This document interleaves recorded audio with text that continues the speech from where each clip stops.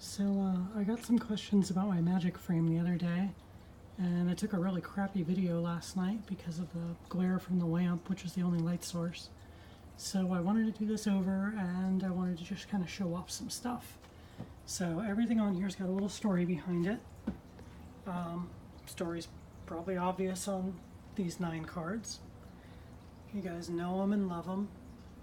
It's a full set of Power 9. They're all alpha except for the ancestral. I haven't found an ancestral in the condition I want to get. Again, sorry about the glare. It's just so hard to get video of this without some kind of glare showing up. Up here is my Judge Foil Hannah, my favorite commander, favorite deck to play. I've done away with her paper deck. It was over $11,000 when I sold off the pieces to it. So it just made more sense. That deck helped fund me getting on Magic Online. I used the money to buy my first Windows laptop in about 20 years and rebuy my entire collection online.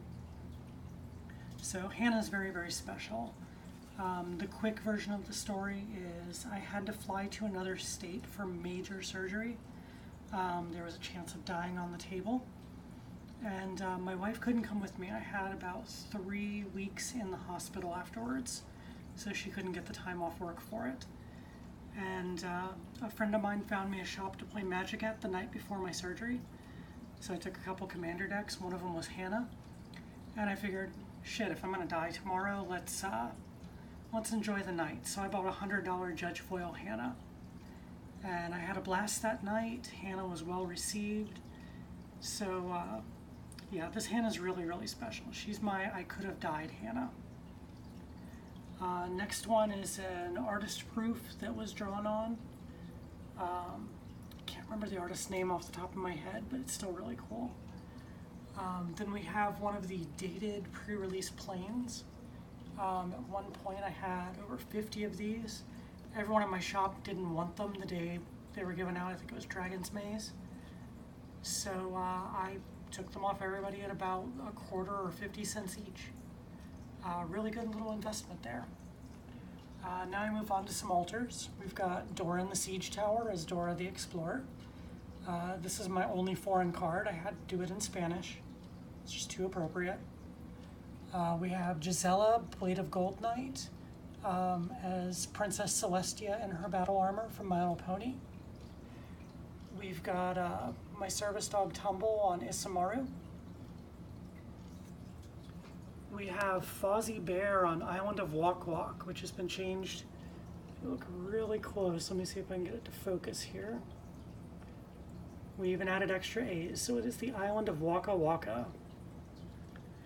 And I've got Diamond Valley with Spike and Rarity looking for gems. So yeah, none of my altars have homes anymore, so they just went in the frame instead. Nahiri's kind of one of my favorite characters, so I put my oversized foil Nahiri up here. Again, she doesn't really have a deck right now. I really relate to the character. She kind of got shit on a whole bunch and got revenge. And that would feel really nice. I've got one of each of some foil basics that I used to use for paper. I was very picky. I got one art of each one. I put a different planes up here just because I kept my foil planes. So I didn't want to put them here since I actually use them occasionally. This was one of my first altars. It was done by the magic artist Dan Scott. I always called Omnoth, which was one of my first commanders, Om-Nom. Said he eats green mana, and then I remember they did that thing with Cookie Monster where he was eating broccoli instead of cookies. And broccoli kind of looks like green mana, so we kind of rolled with it. It was a little fun. This is Damia, Sage of Stone, full extension artwork and foiling by the actual magic artist. I don't remember the name and I can't see it that well. My eyesight's terrible. Hopefully it's showing up on the video. But someone traded me that. Did not get it myself, but I still think it's really cool. A couple random beta and alpha cards, none just beta. I think just beta. Swords to Plowshares, I think it's the best removal in Magic. Best targeted removal, let me clarify. And then a giant spider, because of course. I have every spider ever printed in Magic from every set, and in foil and non-foil. I'm very picky about my spiders, obviously. Here's a giant growth that I won when I played in the Junior Super Series. I was top 32 in, oh God, what year was that? I'm gonna really date myself, 1999. You can see the little stamp on there for the Super Series. And then I've got a foil Alluring Siren. I'm just really fond of the artwork. It's just the artwork I really like. I used to have a few hundred of those. People would just give them to me when they saw me because they knew how much I liked it. So here's something also related to the Junior Super Series. The Junior Super Series that year was held in Orlando, Florida, which is where I grew up. And the day before the Junior Super Series was Orlando's qualifier for it. And it was also the last chance qualifier, so people from all over the world were there. Well, kids from all over the world were there. And competition was pretty damn stiff. And this is my first ever tournament I went undefeated in. And I was playing a deck at the time was called Flagpole. These were the two key cards of the deck. You use Tradewind Rider to return everyone's cards to their owner's hands. You stick two of these things and eventually they're just playing a land and passing because they have nothing else in play. And Jiral's Centaur was one of the first Shroud creatures, and to give it flanking as well was really powerful. This is in a day when creatures weren't very powerful cards, back in Tempest and Mirage era, and these two were just amazing back then. As a little gift, my wife got me a foil Tradewind Rider, which is really badass. There were no foils back in Tempest.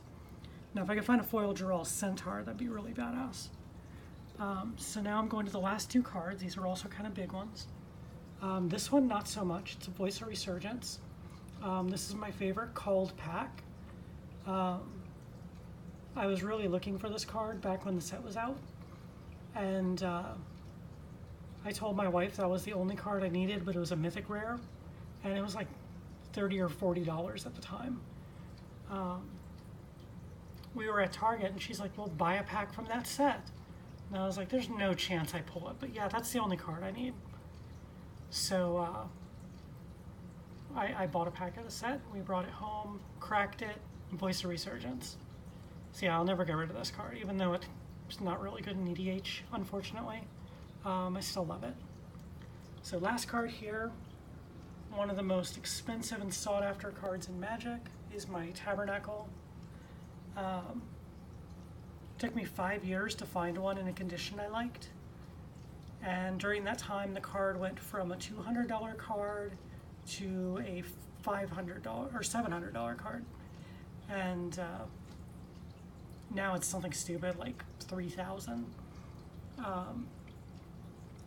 About 2 years into my search, I passed up on an Italian copy because I didn't like, I don't like foreign language cards. My theory with EDH is you should play cards people can read, because there's so many cards in this game and you can play them all that you really got to be accessible to other players. Make sure everything is approachable and they can know it. So I got this one when it was about $700 at the time, and it looks perfect on the front, but there's like a deep fingernail crease in the back of the card, and the fingernail crease dropped the price to about $500. So it's not visible from the front, thankfully. This was in my Hannah deck, so those are the only two cards from Hannah I kept that were expensive. I also kept my Force Field, but that's in Teysa anyway. But yeah, just gorgeous card. I've always loved it. I've thought about altering it because it's never leaving my ownership. And the original art's really terrible. I wish we had the online art. But yeah, that's my... Let me try and do this without falling off the chair I'm standing on. That's my framed collection I keep on the wall. of just all my shiny stuff I no longer have decks for. And the stuff I plan to sell when we adopt a daughter and she goes to college. But yeah, thought you guys would enjoy seeing that. I think it's kind of cool. Hope you liked.